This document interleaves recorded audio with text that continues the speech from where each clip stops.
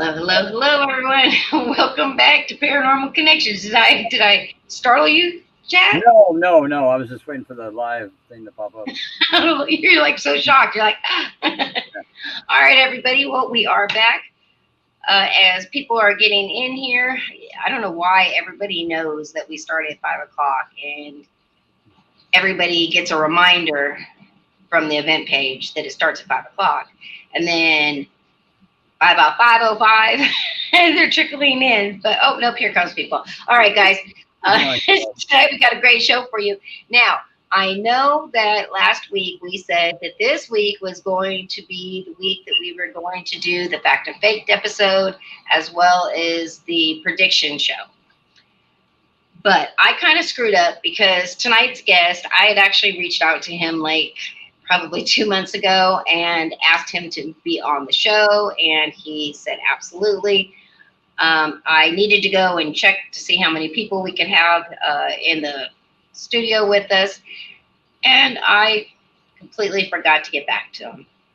My bad. I'm so bad lately. I'm telling you, I don't know if it's old age or post COVID. I have no idea, but can't remember anything unless I make me a note. So anyway, because of that, I opened up this slot, offered him three different dates, and he chose tonight. So tonight it is. But I think that this is going to be just as great. Maybe the last, maybe we'll go over like 30 minutes tonight. And when we go, once we finish with our guest, we'll go another 30 minutes and I can go over some of the predictions. Now, as you know, the last 2 weeks, I have been giving predictions. And if you're watching the news, social media, you're seeing that, again, stuff starts happening pretty quickly once I put it out there. So there's a lot to go over. So I want to make sure that we get to that as well tonight, because a lot of people have been emailing me and messaging me about that, especially people in the Florida area. And again, you guys still need to be on the lookout. So with that being said, let's get a little bit tonight about our guests. All right, so tonight's guest is going to be Nathan Withers and the rest of his crew. We have a couple of them, actually one of them here, and we're waiting for the rest of them to come on, and then we'll invite them into the studio once they get here. But he is the host of and creator of My Paranormal Experience. Now, My Paranormal Experience is actually a TV show and a storytelling docuseries created by Nathan. And him, his crew, which is Beth, Scotty, and Kara, have created this show kind of to showcase people from all over the globe and giving them a chance to express like what's happened with them. I'm going to bring them on, but before I do, I want to go ahead and, oh, how in the world did I get subtitles, captions? Oh, okay, never mind. I fixed that. All right, I'm going to go to a trailer for this year's. Give me just a minute. Let's go ahead and bring this up.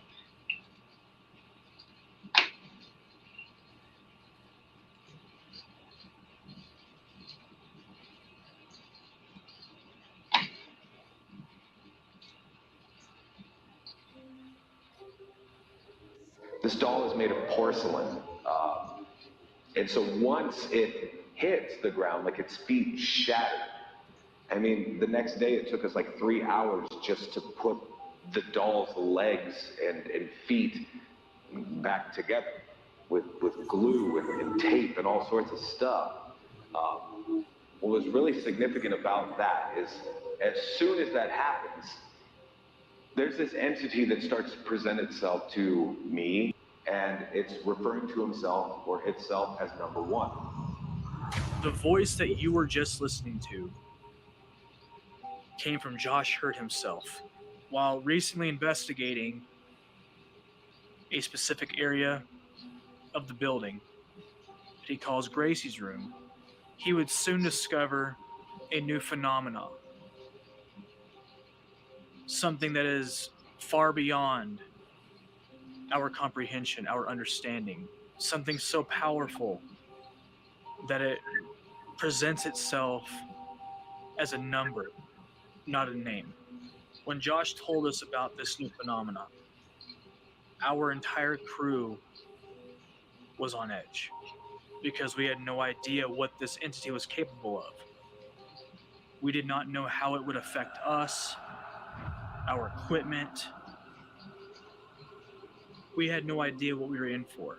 All we knew is that this entity was considered highly dangerous, something that is on a completely different level that stands in a class of its own.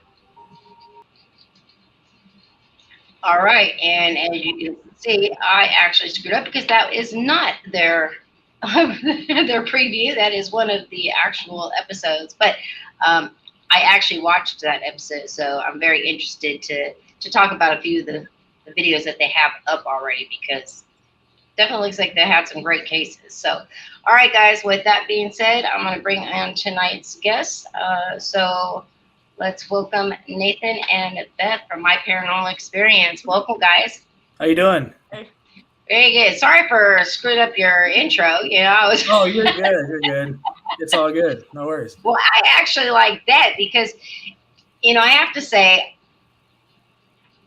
I'm one of those people. If you do any research on my show, I am usually very highly critical of any of the investigating shows on TV or even YouTube or any of the social media platforms, just because I feel like so many people sell out, and you know, it's like sometimes our cases aren't that interesting that we come across, and so if we just followed around and you know, covered everything we investigated, it probably wouldn't be so exciting.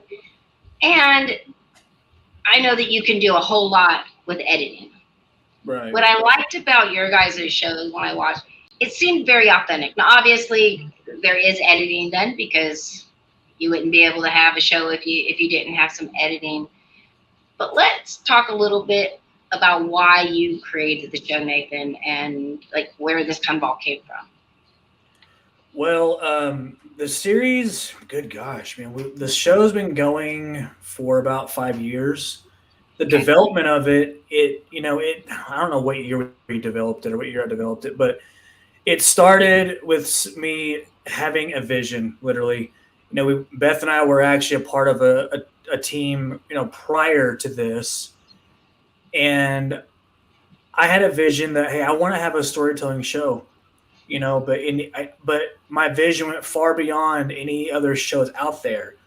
You know, I wanted to create something that was unique, special, and that's not out today. You know, and that's hard. It's hard to do. That's really hard to do. So what I decided to do is I was talking to my wife about this, and, you know, she said, you know what, make a video and see what your outcome is, right? So I go into not this room, but we lived in another house prior, you know, and I simply got a camera out, set it on a tripod, threw a mic on me, and I started, you know, filming a very personal story because I thought, you know, before I can showcase other people, I need to put something of myself out there first and see what that does. What does that look like? Will an audience like that, or will they say, get off the screen? You know what I mean? Right, right. And this was very basic. There was no like B-roll shots. It was simply sound effects to activate the theater of the mind. And, you know, I talked about my grandmother, you know, very, very personal, intimate, you know, type of a thing. And the video might have been maybe 10 minutes long, if that. And I remember showing my wife this, and she said, this is unique. This is special. And I went, what about it special? She's like, it's honest. It is real emotion, honest stories. She's like, this is what, you know, is missing in the paranormal field nowadays. She's like, not bashing any other shows out there, but like real, honest storytelling is missing in that. And this is exactly what the missing part of that is. Right. She's like, she says, post it to Facebook and see what the outcome is. Let me tell you, I was scared. I was like, I don't know how this is going to do. People are going to think this is stupid. No, matter of fact, what's crazy is like the day that I posted it, like I had people from all over the country reaching out about wanting to share an experience. People that I never thought would even believe in the paranormal in general.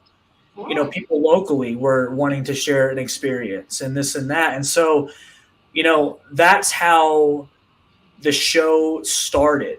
But when it comes to the title, My Paranormal Experience, I remember going over the footage and watching, you know, like watching me edit myself on the screen. I remember just sitting in the chair and I said, "My name is Nathan Withers, and this is my paranormal experience." That's where the title came from, and I didn't even realize I said it until I went back and looked at it. So the outlet of this show for my paranormal experience is not just my experience; it's everybody's experience. And everyone has a story to tell. We are creating an outlet for people like yourself and others like you, others like us, or whatever, everyday people to express the feelings that don't seem real, that others refuse to believe. And that's how it started. Well, I actually love that because, you know, I will say one of the shows on TV a long time ago, it tells my, was My Ghost Story.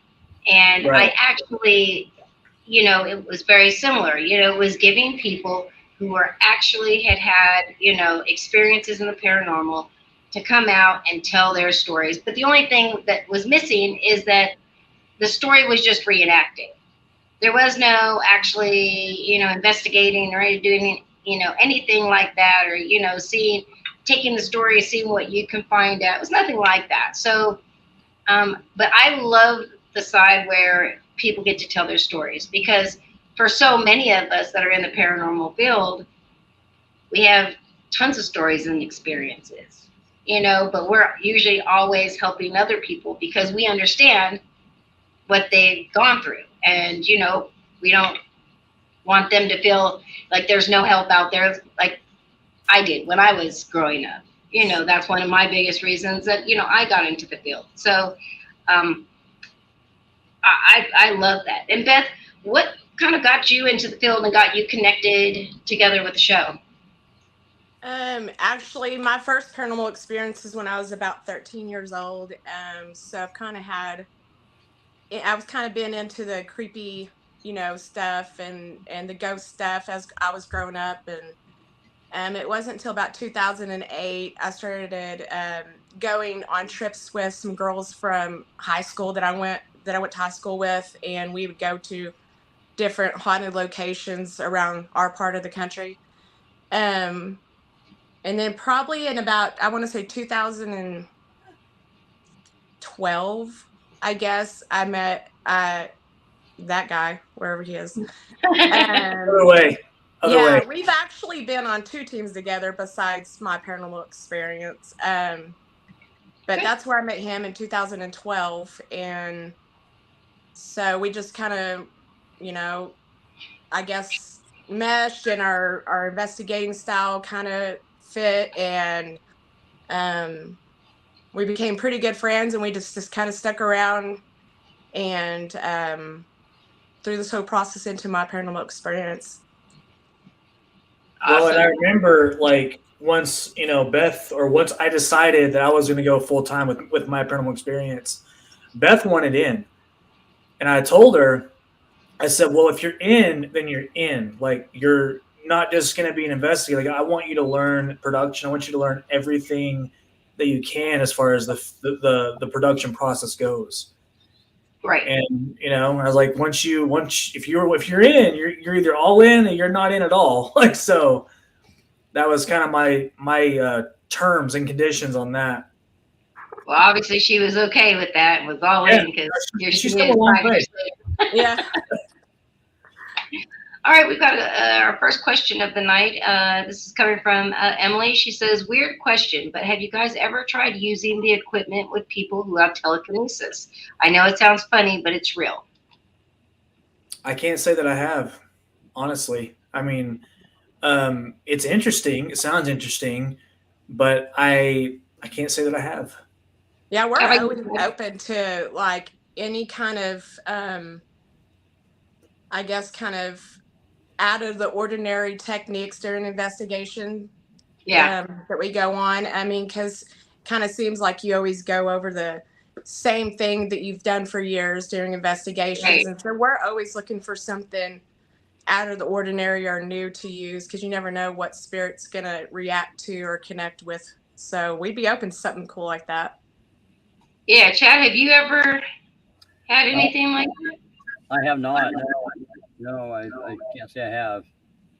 I mean, Interesting. that's a really good question, actually, because I've done tons of investigations with tons of people, and I don't think I've ever remember like meeting somebody who says, "Hey," in the groups, like I have the ability with telekinesis. You know, can you utilize me? Because I mean, obviously, being a psychic medium, I mean, they utilize me all the time. But I love people who have different types of abilities, and even psychics. I love to work with other psychics because no two psychics are the same. And myself and my co-founder of our group here in Sacramento, um, we both pick things up differently. And so we will both go in separately into a location when we first get there, jot down all of our notes, come out, then put everything away, go in with our team with, the equipment, do that, and then kind of at the end, try to put everything together and see what could be validated, what, could it. When you guys are investigating, how are how give us an idea of like how you investigate. Is it a lot? Do you utilize psychics? Are you big in technology? Like for people who haven't seen your show. To be perfectly, transparent and honest with you, we go in completely skeptical, but we allow the building to talk to us. We try to stay basic equipment. We don't try to use all the stuff that you see all those other people use. Which I mean, not like I said, not bashing it. It's just Right. we try to like minimalize the noise and the crazy amounts of equipment because we don't know what's giving off false positives, what's not. Right. But so we've really tried to, more importantly, stick to our story. Stick to our narrative, and does the evidence connect to what they're talking about in their story? Does our evidence that we're collecting, does it make sense? Does it connect? Because that's how we kind of investigate. You know what I mean? So, like I said, we make sure that we allow the location to tell us its story. I like that. I like that a lot. Hey, Stanley, nice to see you. Stanley's from Dead Time Paranormal in Boston. Nice to see you tonight. So, again, I do like that because I think that when you start to use, now let me say, my team loves technology. Mhm. If they see anything out there that seems cool and they want to get it.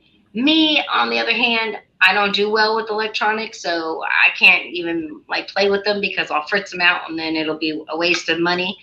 Um, I like to watch it, but I'm also very skeptical because I know people who have created spirit boxes that have been able to be programmed, words put into their data banks so that it fits what they're going to be investigating.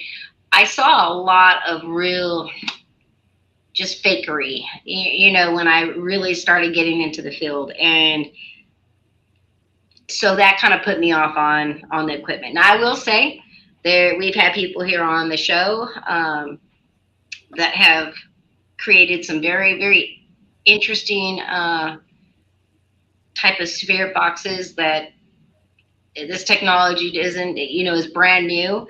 Um, You can get whole sentences very clear. You're not hearing all the white noise in the back.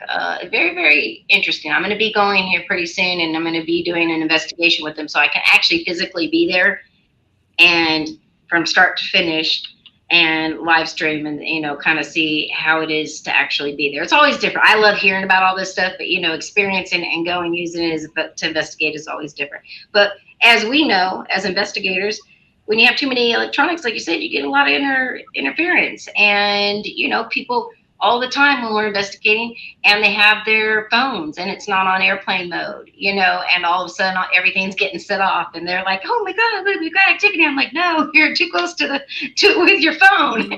Right. That's hold on, we're getting. Emily's got another question. She says, "But how would you know if the evidence connects to the story if you're not using a lot of equipment to prove the story?" Well, Yeah. let me rephrase then. Sorry. It's not that we don't use equipment, like we do. We try not to use, so much equipment that nothing seems to flow right. Like Right. we try to use a spirit box, we try to use an Ovilus or a voice recorder, or maybe some motion sensors, some just very basic, simple things.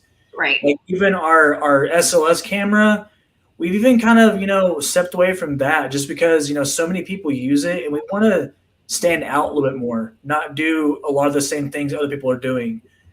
But no, I get what she's coming from there. Yeah. I mean, I it can just kind of depends on chime in what. that. Yeah, go ahead, Beth. Honestly, especially if it's a building or a location, we do whatever research we can do prior going into the location before we even go, and we listen to the claims of the people there, their story and what's happened with them. Um, Myself and Kara both are a little sensitive, so sometimes one of us won't do any kind of research while the other one does, and we don't, whoever's doing the research will not share that information with the other one. So in how that connects to her question is, honestly, sometimes we don't get anything that connects to that person specifically, but if we can, after our investigation, um, go back and look at all the stuff that we collected before we even started the investigation, and it kind of lines up with stuff that person's experience or what's going on, that's how we can connect it to, to see if we're talking to the right spirit or whatever. There's Yeah. We do a definitely lot of an research. advantage to keeping the equipment simple, though. Yeah. Yes. Some of those new gadgets, there's a lot of there's more there's more false positives of that stuff than like your basic audio and Agreed. video, and yeah, it's and you get me personally, I've gotten some of my best evidence with the basic equipment. So definitely no, that's it's less to debunk that way, or like the SLS camera. There's a lot of things that can throw up false anomalies with that technology. I mean, it's a great technology, but it's kind of it makes the data more absolute. I think if you just keep Right.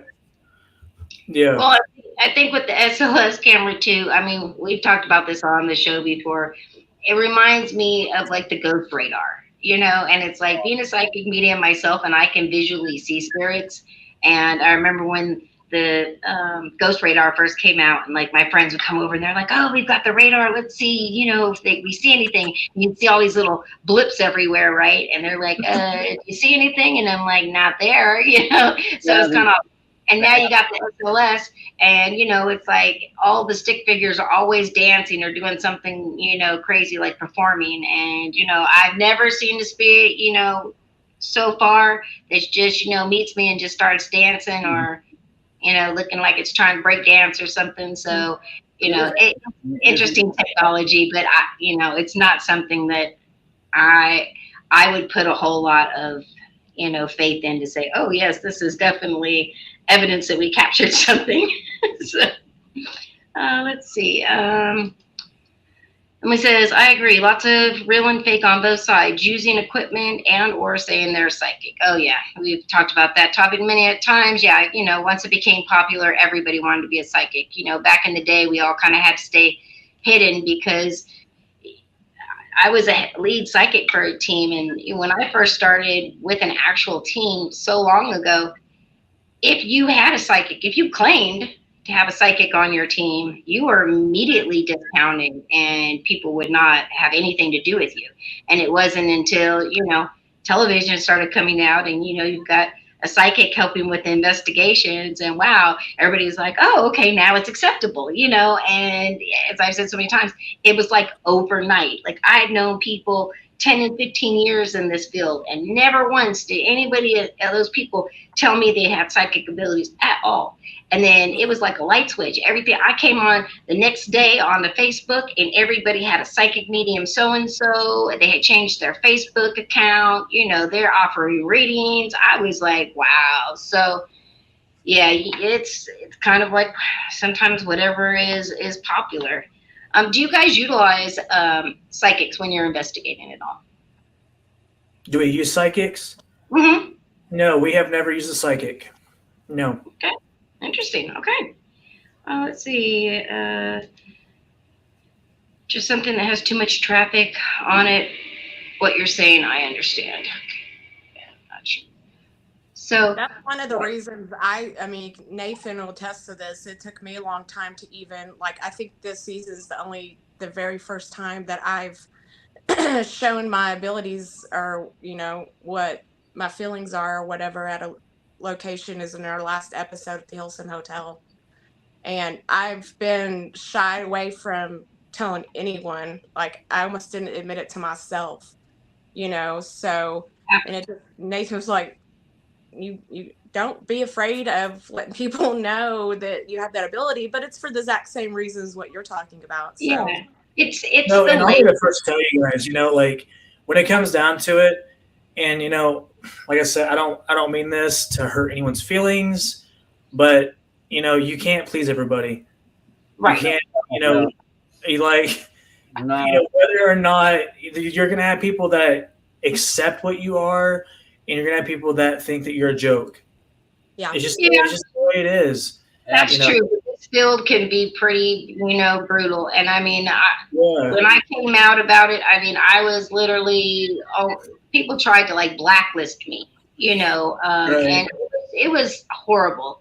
Now it's a little bit different. It's more, people accept it more, but now it's like if you say anything as a psychic, like again, well, it's not even about being a psychic. You say, if you put some evidence out on social media, you go to an investigation and you're like hyped because you're going over your investigations, all your evidence, and you might have an EVP and you might have a photo and you put it out on, social media because you're excited and you want to see what everybody else is going to say.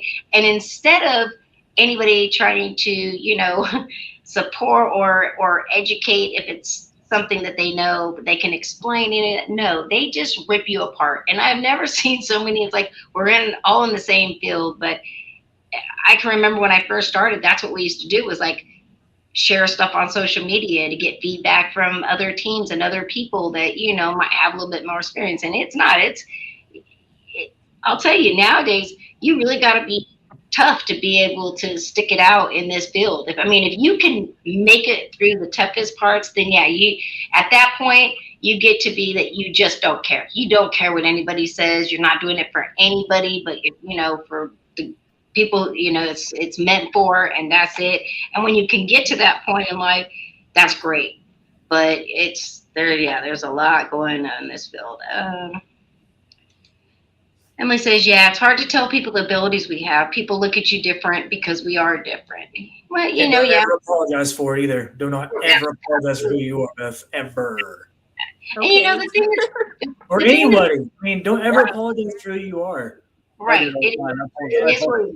And the thing is more people have abilities than they want to let on. again, I come across so many people and they're just like, oh, I wish I had psychic abilities. And I'm like, oh, well, you do.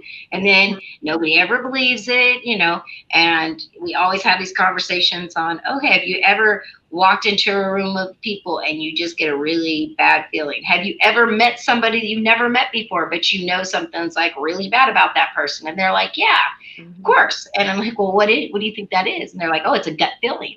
But again, they've found, the gut feeling to replace that of no, you're actually reading energy. And so that's how you know.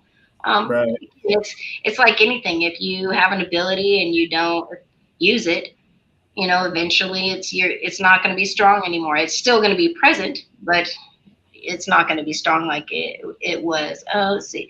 Stanley says it's the same thing with being a paranormal investigator. We hear it all. Oh yeah. Oh yeah. Yeah. That is true. Try dating when you're in the paranormal.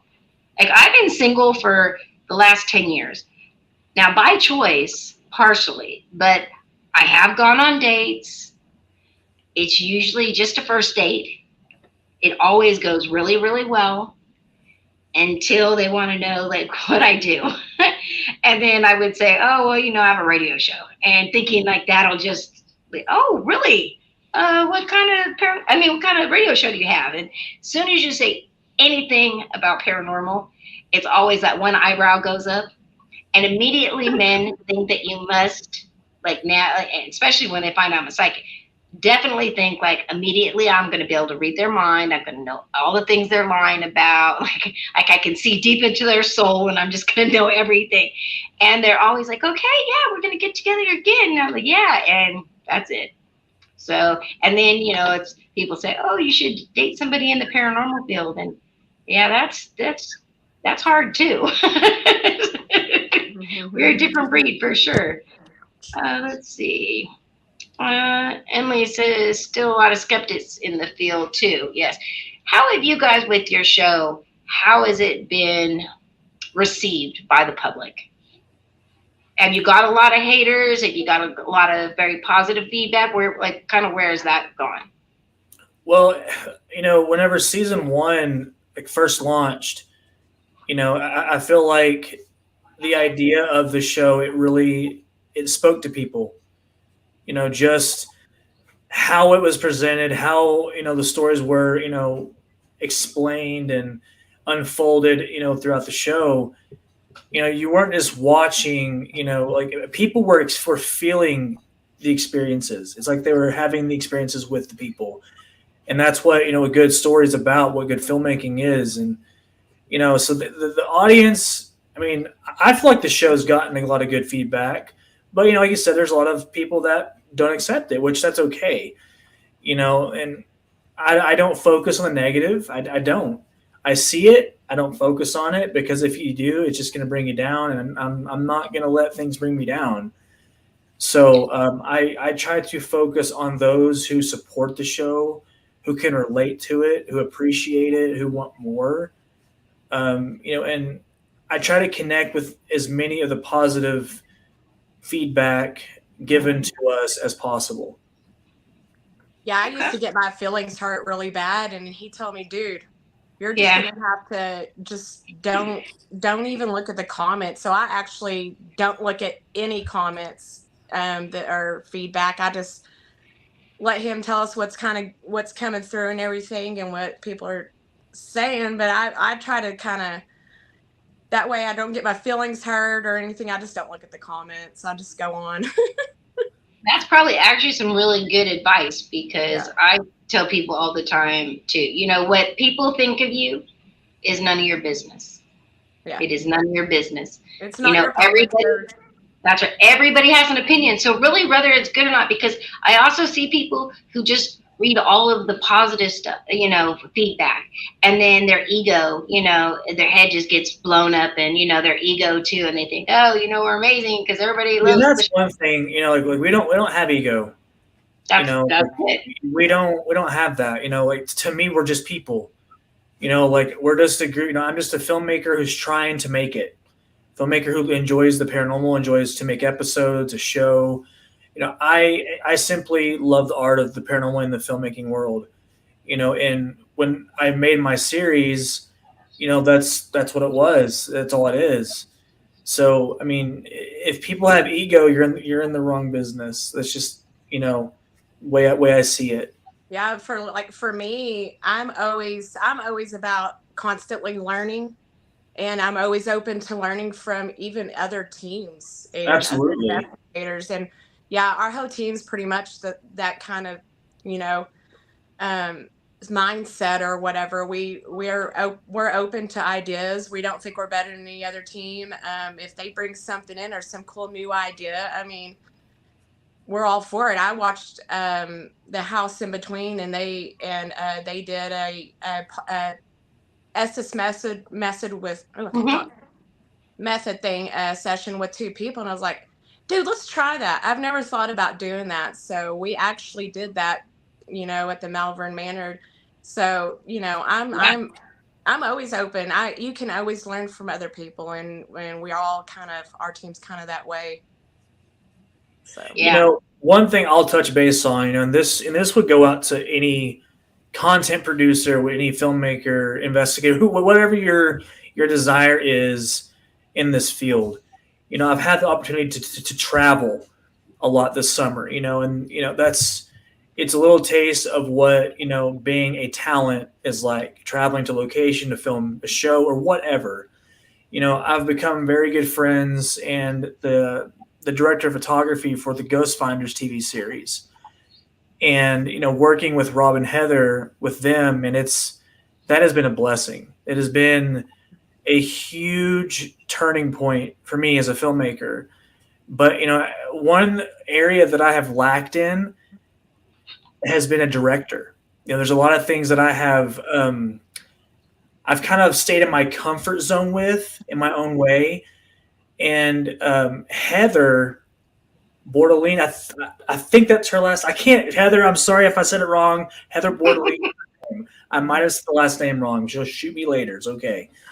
But Heather is the director of Ghost Finders TV show, and working with her and watching how she operates the entire production, it was so intimidating, but in a good way, because she knew what she wanted. She was direct. She knew what her vision was. It's we got things to do. Let's get the show going. We got stuff to go. It was constantly moving, and I love that. And so like working alongside her and seeing how she worked, I was able to take a lot of what she does and put it into what I do for my paranormal experience. mhm, And that has, I mean, you asked Beth, mhm. a complete 360 with our show, which is how the flow of our production goes throughout our day. Like the wasted time that we normally would have with like the goofing off or whatever, we were We still able goof off. to. Well, we still goof off, but what I'm saying is, like, we were able to take a lot of that gap and use it for something that we needed to get done. Oh You know, yeah, he came back with some information about some stuff they do, and I've noticed just we get so much more done faster. We get all our B-roll shots and all that kind of extra stuff done, and it's out of the way. We get our interviews done, and it's out of the way, and then we basically get to enjoy the rest of the time with investigation. And we really have got to get a lot more investigating time in that way. So, I like it. Absolutely. but yeah, I gotta Um, I gotta plug in Rob and Heather though from Ghost Finders. They have treated our show with love and respect, and they have treated us like gold. And they're on Paraflix, and they're also the owners of the Spirit Channel on Roku. But okay. I'm very fortunate and honored to be a part of what they do, and I'm very fortunate and honored to have them be a part of us in some aspect. So Absolutely. Who took my mojo says, can a psychic validate a paranormal encounter or look at a video evidence from a recording encounter and help understand more about it? It basically just depends on the type of psychic abilities that person has. Like I said, again, every psychic, it's different. Me personally, I can do remote viewings. If I have a video, absolutely, that's great. I a picture, things like that's how I do it. But everybody's different. I was also saying there's numerous recordings of paranormal events on my YouTube channel. Feel free to send them here to the show. That's perfectly fine. We'll take a look, and if I can help you out, I'd be happy to. Emily says, I know some skeptics become paranormal investigators because they want to prove to themselves and everyone else paranormal isn't real. And then they find out it's real and are interested in finding out more about the paranormal. And I've encountered that. I know Chad has experienced that. We love, skeptics to come out and investigate with us. Have you, either of you, experienced that where you've met somebody and they absolutely don't believe in what you do, don't believe in the paranormal, but are interested enough to come out and be the skeptic and experience something that changes them? Oh yeah. Absolutely, and there's nothing more satisfying than seeing that I know, happen. right? It's like in Beetlejuice when he's like, "It's showtime." Like Yes. there's nothing more satisfying than Yes. having a skeptic come out and they're like, "I'm not going to experience anything. This is total BS." Yes. And I go, "Who in the crap just grabbed my shoulder?" Yes. I don't know. I It's wasn't like- even near you. I have no idea. Our last, the guy that's the owner of the Hilton Hotel, I don't know if he was skeptic. I mean, he experienced so much in that hotel before we got there, which is why he wanted us to come in. But he had never really, people that they've never been around it before. He really, he's not a paranormal investigator, so it's all brand new to him. And once he stepped inside that building, but I kind of feel like he got shocked quite a few times about some of the evidence that we had. And for a lot of the time, he was there with us and kind of joined in investigating. And it was so cool just to watch his face go, he was just like, I can't believe that just happened. Or we just heard that or whatever. So, yeah, I love it. Yeah. Well, Tim Dupree, yes, he is the owner of the Hilson, but like he became more fascinated just with what we were doing versus being a believer, because he told me before he believed he's never been in that world of an investigator. So when he was on set with us filming or whatever we were doing, and I would send him clips, or I would tell him what we experienced, and just him seeing the evidence, the intelligent responses, that's what made him go, whoa, that's weird. That's a little odd. Nathan's been known to, like on investigations, if we just have experienced something like that blew our minds, he's been known to call the homeowner or the person who owns the location and say, hey, this is what just happened. Just keep them up to date. So, yeah, it's pretty cool. Yeah, I think that, especially so up in Virginia City, I have a friend who owns two different bars there, the Delta and the Bonanza. And the Delta was known for having the suicide table. And years ago, they had a big gas explosion, and it blew like the whole back of the building out, and the whole inside of the Delta had basically collapsed on itself. The only thing that was not damaged or touched whatsoever was that suicide table. It actually collapsed, and the beams made like a little roof over it. And so they took that out and they took it over to the Bonanza. Now, the Bonanza's always had activity as well, but as soon as he brought the suicide table over there, it increased more. So he had them closed for a while, then he reopened them. I went up there, and he said, oh man, I've been waiting for you to get up here and investigate. You want to do some investigating? And I said, when? And he said, how about tonight? And I had other plans, but I'm like, sure, we can come for a couple of hours. And he said, can I be there? And I'm like, sure. And he's like, he knows there's activity there. He's hears things, but he tries to kind of play it off. His employees talk about things. He's had paracons there where, they've investigated. People have got a lot of things.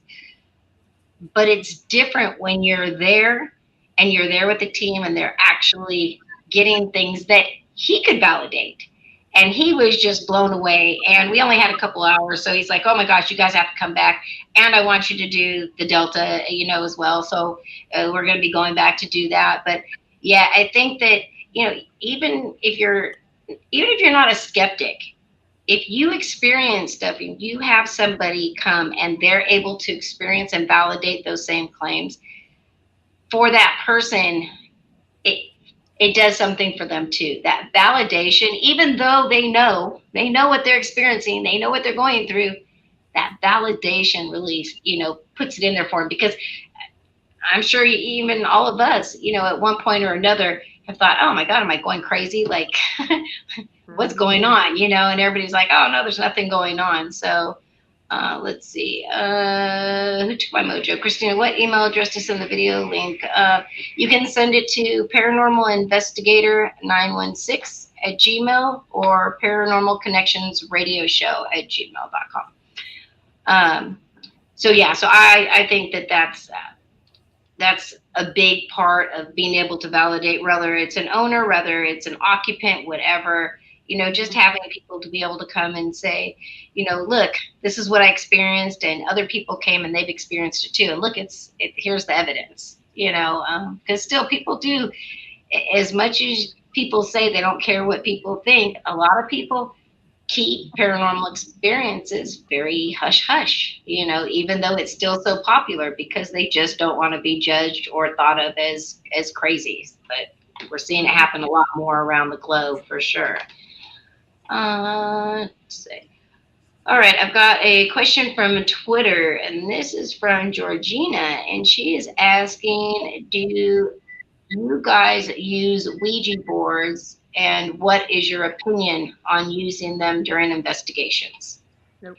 That's a big negative. Glad to hear that. I know people have their own opinions, and that's fine.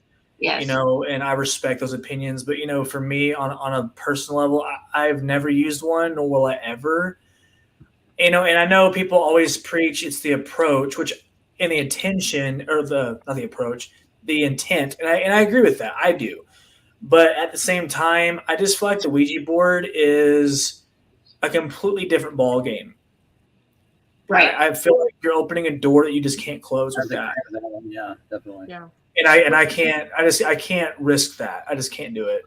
Yeah. I mean, if other people do it and they have success with it, that's awesome. But that is one boundary that we have never crossed, and nor would I allow it on our production. I just wouldn't do it. Yeah, I mean, when we were with that last team, we actually went into a house that had zero activity until the people's their teenage children brought one into the home, and that's when everything blew up. I'm not completely against it. I know I probably wouldn't use one. I would use other things like a pendulum that's kind of similar to, I guess, Right. just depending on how you look at it. But I don't think I would use a Ouija board. I mean, I had an experience when I was a little girl that was really scary. And obviously at that time I didn't know like what he was saying, or, you don't know how you're using it and closing it out correctly and when to close it out and all that. So I don't know.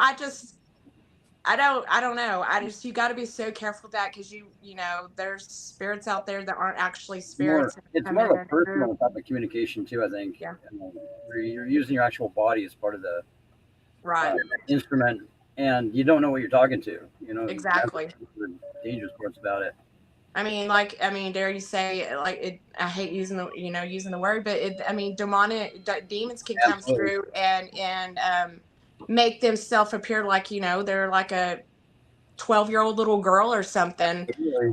I mean, so you just got to be so careful. And even if you know what you're doing, you're closing it out properly and everything the right way. But can you really close like that out though? That's my big question. Like, once you start that communication with it, like, can you really? I mean, if you say goodbye, does that really close the door? I mean, exactly.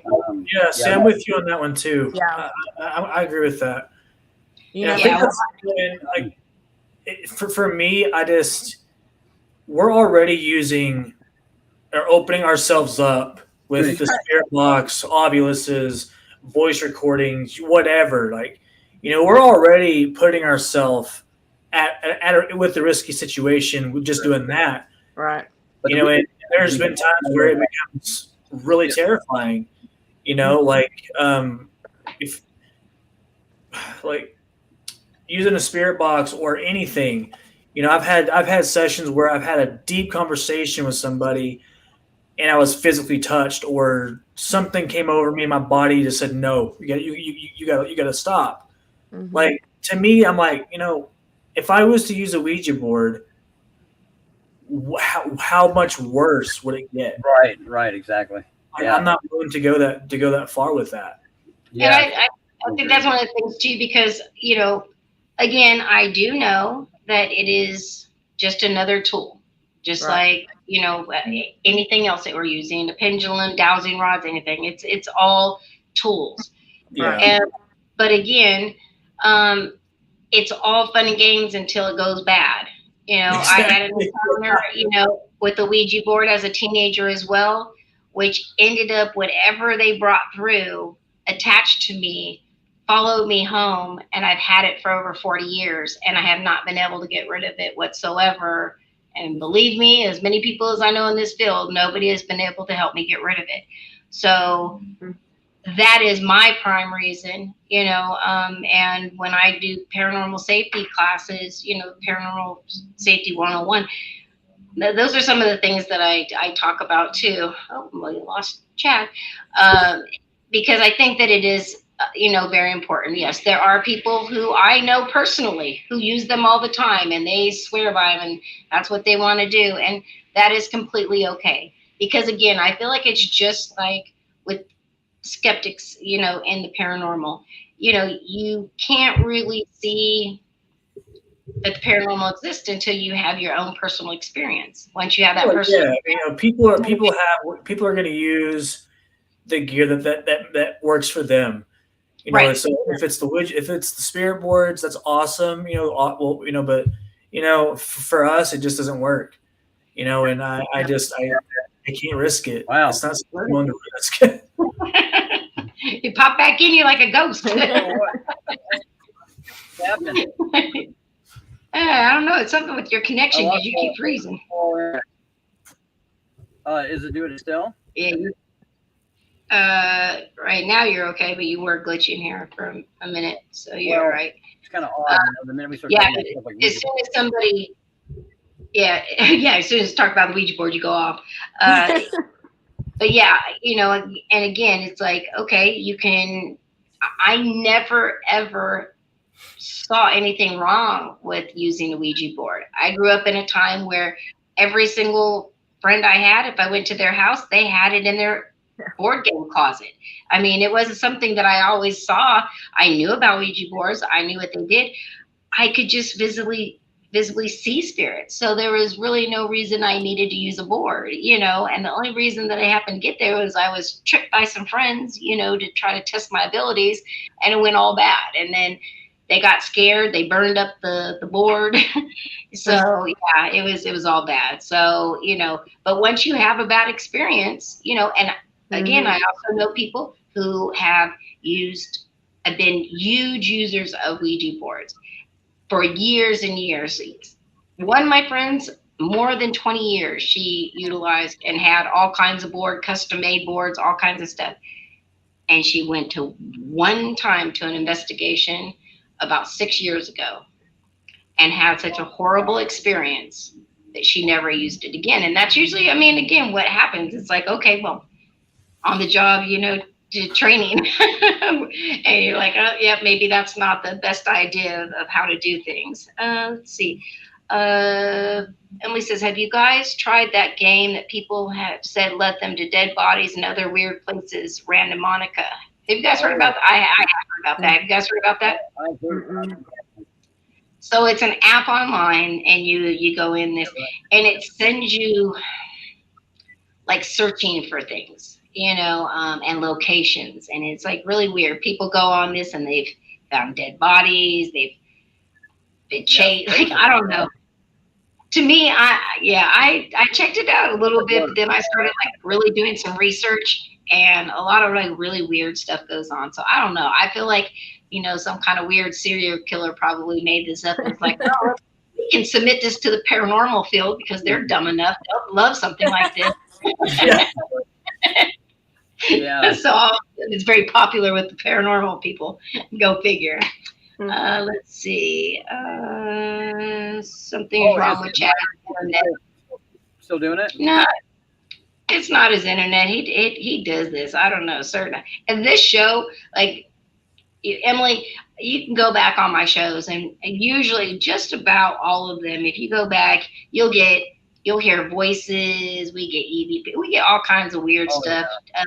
Chad gets kicked out all the time. Well, They don't like him sometimes. Yeah. Right now, there's like I'm logged on to like a public Wi-Fi thing right now. I mean, I was on mine, but mine just went down for some reason, like completely down. That's what happened Not last showing week up. too, right? Yeah, there's a fire actually, like right outside of here, and that knocked it out last time. So yeah, it's odd. It's coincidence, right? Yeah, you're glitching. Okay. All right. I got a. Am I glitching? No, oh yeah, I got a private message. Let me read this first before I just start reading it. Oh, okay. What are your thoughts on demonic activity? And have you actually ever investigated somewhere where you believe there was truly demonic activity? That's from Lisa on Instagram. I do. Okay. I would have to Matter of fact, I think it's been our recent shoot. Yep. We just wrapped up production at Malvern, Iowa, and if you've watched season one, we covered this. We titled it as it calls itself number one, and we had went to Malvern, man. This would be our third time going back, but our first time was back in 2020, I believe, and of course, we were only there for literally 2 days. We showed up. We got a history tour. The hauntings. We filmed all of that, right? And Josh gave us ghost stories of his experiences, and we had to leave. Like we literally weren't even able to investigate the way we should have been able to because Yeah. time wasn't our friend at the time, right? The first time I went, I had zero experiences for myself. So Yeah. yeah, like we go back the second time. This is last July, and Josh Hurd, he's the owner of the location. He had come to location, and we had planned to interview him. And we had what our plans was to just start from where we started, or pick up from when we left off our first investigation or our last shoot. But that didn't turn out to be the case. Josh was interviewing with us, and he was telling us about this new phenomenon that had been going on that was calling itself number one. And he said he doesn't know how it got there. He just knows that he went into one of the patient's rooms and he was having a normal conversation. And all of a sudden he kept hearing, "He's coming. He's coming. He's here." And all of a sudden, all of his equipment, any gadget he was using for communication with this spirit went flatlined. All the activity from the residential spirits that were in the building, flat. Oh wow. And so as he continues to investigate this thing, right, he would capture audio of it saying, "I will get you." And he said, "What if I just tried to get rid of you?" And it would say, "Bring God." Oh. So very, very, I don't know about demonic, but like I do know it's malevolent. Something was malevolent in that situation. Mm-hmm. Now, of course, we were able to capture our own, like I would call it like our little, we scratched the surface of what this place was last time. So I knew coming back, I told Beth, I said, we're going to make another trip back here, and we're going to go back. We just got to figure out when. So Josh actually emails me, I don't know, a couple of months back with some archive footage that he had collected. And he said, "You guys have got to come back here and check this out." He goes, "Things have intensified." He's like, "And now it's visually showing itself." So when he sent me the footage, I was mind boggled by it. So of course we drive down to Malvern, and the activity, the building went from just a location, right, to now it's something completely different. Mm-hmm. The only way I can describe the atmosphere is it was like Stranger Things, the upside down. Oh, Like that's what the atmosphere felt like. It was, Yeah, it did not feel like Malvern Manor that we met back in 2020 when it was a pure haunted location. Something was at such a level that it was making Josh mentally go insane. Like he was psychologically losing his mind because it was messing with him that bad. So I mean, yeah, like we obviously I'm not going to go into detail about the shoot because I won't be able to see it, because Beth actually came to the house. What was it, yesterday? Yeah. Yeah, it was yesterday, and she watched part of the story, which it's insane. I can't even begin to tell you how insane this story is. It's unsettling as well. We found out some information about one of the patients there that really connects to the story, and it adds a whole nother layer of just disturbing. It's very disturbing. So, but yeah, that's our latest case that we feel like we could have been dealing with something possibly on the demonic scale. It was really crazy. Like I said, the first time I went, I didn't experience anything, and then the second time that our team went, I wasn't able to go, and they came back telling me like all the stuff that happened and what they found out. And then we went this last time, and just walking into this place, I could feel it was completely different. There was something completely. There was something I could feel a different presence in there because, like I said before, I wasn't even really nervous or scared, but like, we basically were locked down in this location for 4 days or 4 nights. We stayed there, we slept there, so yeah, there's something very twisted and demented going on in there compared to the last time. I mean, it's just a completely different. There was a different shift from the last time I went. do either of you have any idea of what may have happened to change it so drastically like that? I mean, We have our theory, but we can't reveal that right now. gotcha, of course, yeah, Yeah, okay, we want you guys to see that when it gets revealed in the episode. absolutely. And when can people expect that to be out? I don't know yet. Like we're just now. I'm just now being able to edit I'm like 8 minutes in, I think, and I'm working round the clock. Yeah. Oh, yeah. I don't envy anybody who does the editing because that is my forte. And blood hats off to you, Nathan, because I know people who do all the editing, and it is definitely a large feat and very time consuming for sure. Yes, it is. It is very time consuming. It's a lot of I will work. say this: I think in the next couple of weeks or so, I'll probably start advertising for it just to kind of get some get people wanting to see more. Showing peaks of it, but like as far as a release date, we don't have a release date at this time. Okay. All right. All right. John is asking from Twitter. He is asking, so if you go in and you find something dark, you're able to hold on. Let me reread this. And you're able to validate it.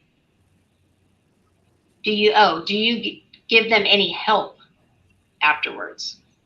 So I think what he's saying is that if you go in and they tell you this story and say like this place, there's something, demonic, do you guys just go in and investigate and just leave and be like, oh, thanks? or do you try to help? Or, I mean, can you connect them with people or like, where does it we go? can connect with people, as far as like, religiously getting like Vatican or whatever. Like That's we hard don't anyway. we don't have resources like that here. Because to be honest, like where we live at here in the Texas Panhandle, if you even mention the word paranormal or demon, like they think you're psychotic. Yeah. Honestly, they really do. We live in the Bible Belt, and Hmm. so if I was to walk into a Catholic church, a Roman Catholic church here, if we had one or whatever, We and do. listen, I'm possessed by the We devil, do. or my friends got blah blah blah blah, they would say, have you seen a psychiatrist? Like that's what they would tell me. Like they'd say, No, you know what they'll tell you?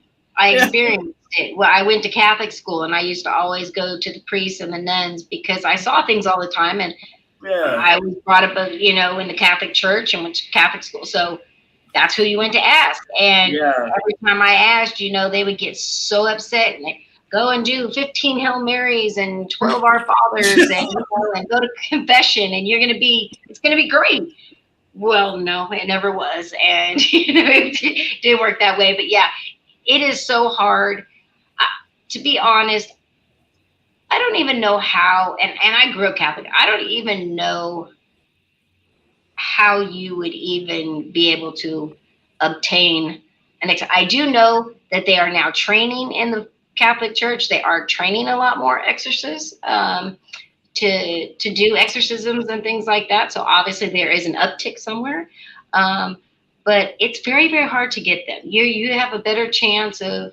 Well, no. Well, I was going to say you have a better chance of going online, but yeah, I don't know if you want to use those people either. You got a I certificate. mean, we definitely don't go in and say, oh, okay, well, this is what we got. Sorry, you're gonna still deal with that, after we leave. We really try. A lot of people are just looking for answers or validation Right, from right, what they're experiencing, and when we're able to give them some kind of answers through our investigation, sometimes that's enough for people. Sometimes we can kind of say, from things that we get, it might not be anything necessarily sinister or right. whatever, Oh give yeah, them options to communicate, but we don't just leave them high and dry. If we have a chance or whatever, that even if it's passing it to maybe or referring them to another team or somebody that might can help their specific haunting or what they're going through, we'll do that. I mean, we right. don't just say, have fun with that demon, and take off. We Well, yeah, try to yeah. help them. I'm sure we all know of a few, shows over the years that if that's exactly what happens. So Yeah. Yeah. so I think, again, especially people who watch the show, they've been watching it for a long time. They've been, we've talked about all the different shows on, and I think that's a big thing is that they feel like a lot of people from the paranormal have really gotten away from wanting to help people who are plagued with paranormal. They're all gung ho about validating it, but I know plenty of investigative teams, even in California, in my area, that they will go and investigate, but that's all they do. It's like, oh yeah, we got all kinds of stuff. Oh yeah, it looks pretty bad. Well, we don't do anything to get rid of them. We just come and investigate, and then they take off. So Truth be I told, like that's. I mean, I'll be honest. That's how we are too. Like, because we're not equipped to help them with those types of things. right. We But can we can again, provide evidence if we get it, but we can't. We never guarantee anything. We right. never have, never would. Yeah. But I think that So, at least the fact that you're being honest, and again, if it was you're going out to validate, people's stories and get evidence to validate them, and I get that. But again, I do like how Beth said that if it was something that whoever you were working with was concerned with, yes, that might not be something that you do, and that's completely okay. The problem I have is when teams go in and they give the impression that, oh, we're going to go investigate, we're going to find out what's going on in your home, and then we can help you.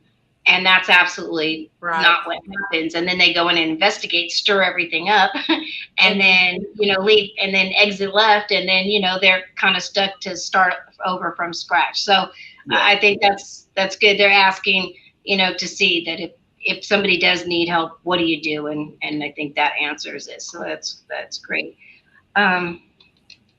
All right, we got about another 6 or 7 minutes left.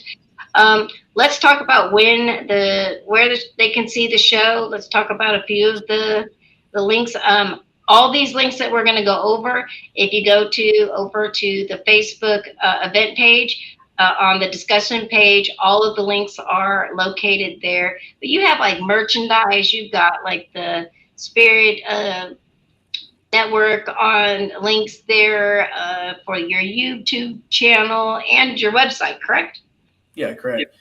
So we just launched our official website, and it's myparanormalexperienceseries.com. And we've been trying to get a website for a long time. We just never jumped on it. Truth be told, we just never jumped on it. So I decided to go ahead and just do it because people don't use Facebook all the time. You can't rely on Facebook for everything you do. So people want to see like a link, a clickable link. And so I went ahead and built the website, and then I decided to build a merch line, and it's through Bonfire. So you have the link to that, don't you? Yes. Uh-huh. Okay, yeah.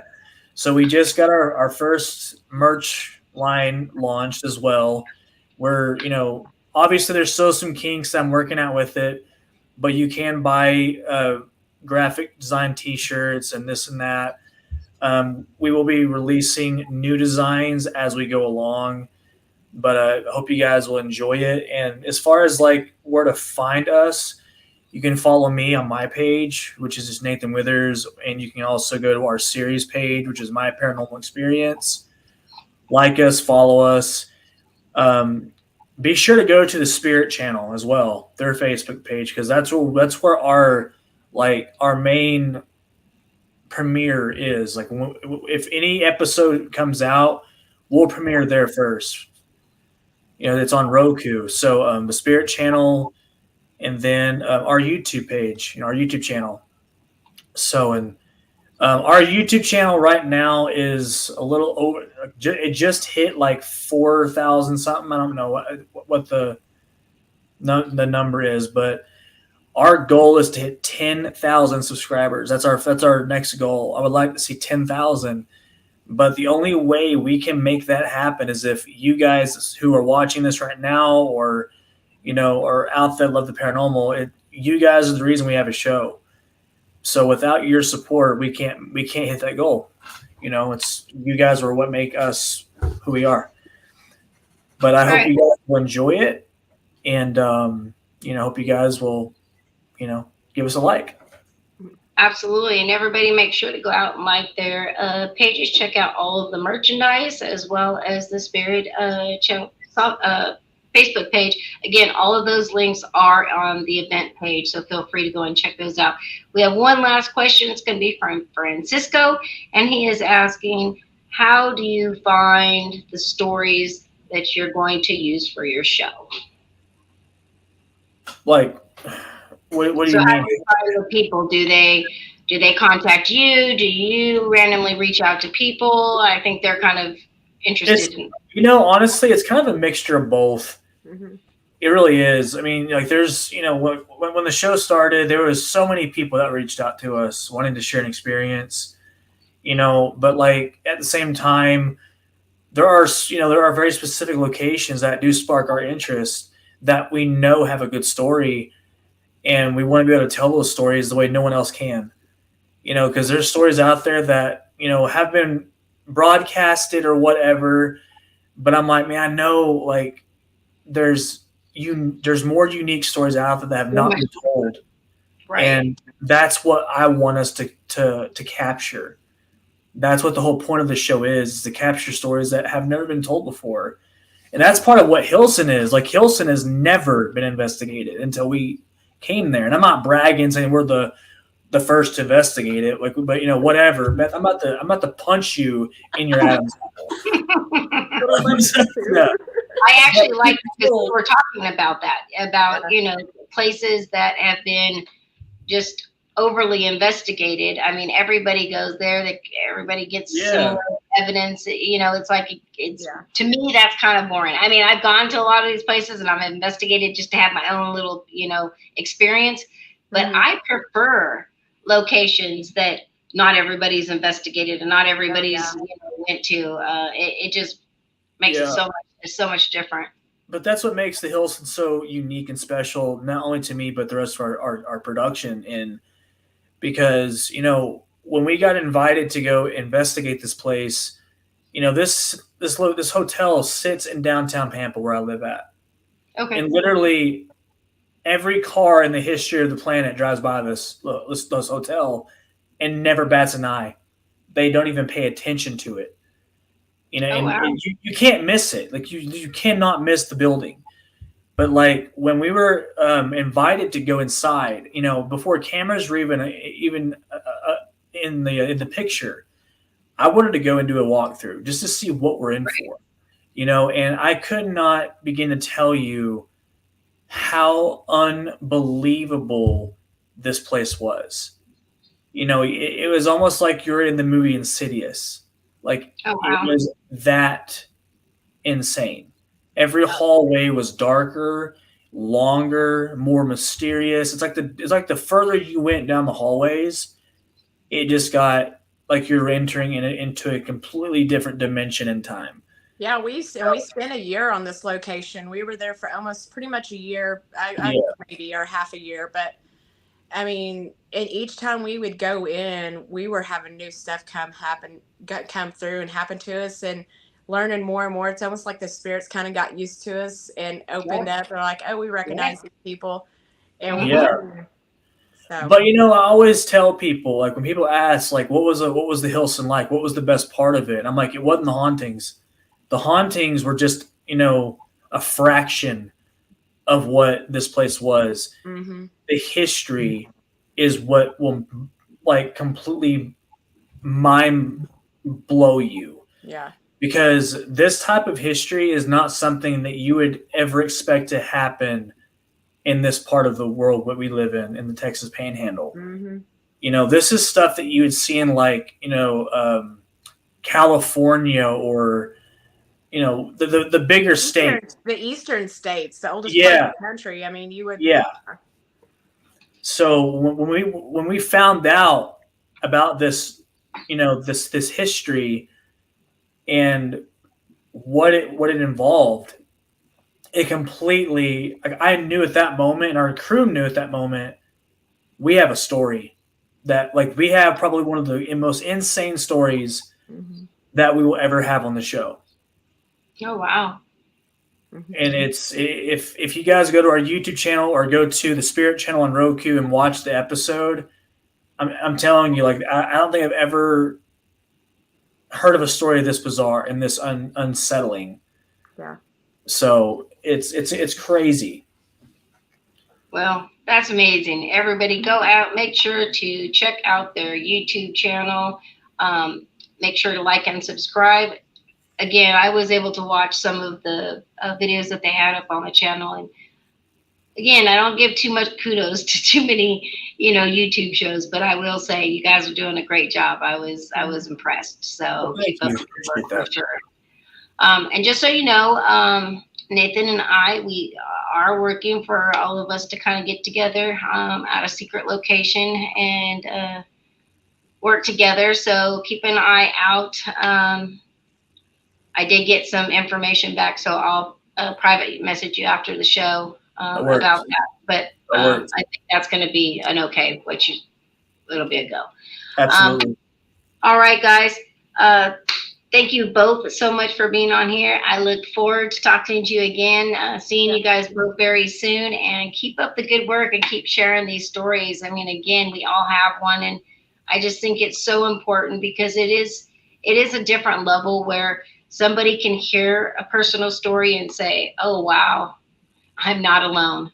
right. I'm not the only Absolutely. person That's the whole point of the show. something like that." Well, So, that's the big thing for me. So, all right, guys, thank you so much for being on the show. We'll talk to you soon. All right. All right, bye. Have a good one. you too. All right, guys, We still got a few minutes. Drop Chad. Not sure what happened. He's like a ghost right now. But I'm going to go ahead and talk about the predictions. So, I said the last month, these next 6 months are going to be crazy. You are going to see some of the craziest stuff go on. So buckle up your seatbelts and be ready. I am seeing just about everything. We've already seen, I said something crazy was coming towards Florida. They had the big sandstorm. I am seeing many very, very big hurricanes coming that way. Tornadoes. If you are in an area with tornadoes, keep an eye. I am seeing that this up until December, I'm seeing this window from July to December, some really much bigger ones. And to be absolutely honest, I think they're going to be, a lot of this weather is being modified. So it is going to be much more intense. We've already been seeing the volcanic eruptions and the earthquakes. One just hit Mexico and Canada or Alaska. They actually had a tsunami warning. I think we're going to see more of that. I want to say I'm seeing an area from Washington to California. Something big is going to happen along that coastline too. So again, I never want anybody to be afraid. It's not about being afraid. It's just preparing. There's nothing to do to avoid it. It will be coming. Just have a plan and be prepared. I am going to make a date here very soon. We're going to, maybe in a couple weeks, it'll be just a show about predictions and very specific locations. So if you're interested in what I see coming in your area, make sure to contact me, ask me, and figure it out. Emily is saying California will sink. Oh, Emily, a lot of people say that. I do not see California sinking, detaching. I don't see any of that, nor do I see the end of the world. I will tell you that I've been having precog dreams for the last 40 plus years. They are very accurate. Anybody who watches my show know that I used to do them all the time, and I stopped doing them because they became so accurate that people were really getting freaked out and scared. So I stopped doing them, but when I brought the show back, a lot of people were asking about them because, again, a lot of people have known, they kind of watch to see so that they can be prepared in case something big is coming. But I don't even know. Again, I see from like LA all the way to Washington State. So it could be anywhere. I get a lot for the Southern California area. I think if something's going to get hit, it's going to be there. But I'm also even Northern California all the way. I see the San Francisco Bridge a few times, so even maybe something there. But as far as like anything California breaking off, and I don't. At least at this point, I have not been shown that. So I won't worry about that until I've shown that. Feel free, Emily, to reach out to me, send me a message. I'd be happy to talk to you. And Who Took My Mojo, same thing. Feel free to email me. And everybody, look, I love you guys. Thank you so much for all the support you always show the show. Make sure to share this stream with all of your friends and in your groups so that we can get the information out. And then let me let you know what's going on. All right. And so I will be putting up a list on the Paranormal Connections site on the Facebook page for our remaining guests this month, and Chad is working on next month. If you're interested in being on the show as a guest, feel free to reach out to me. I'm always looking for guests with great stories. All right, everybody, it's time for me to go. As most people know, I've been sick for the last couple days, so I need to go rest. But I love you guys. Good night. Love you. Love you too, Jennifer. Bye, Sparky.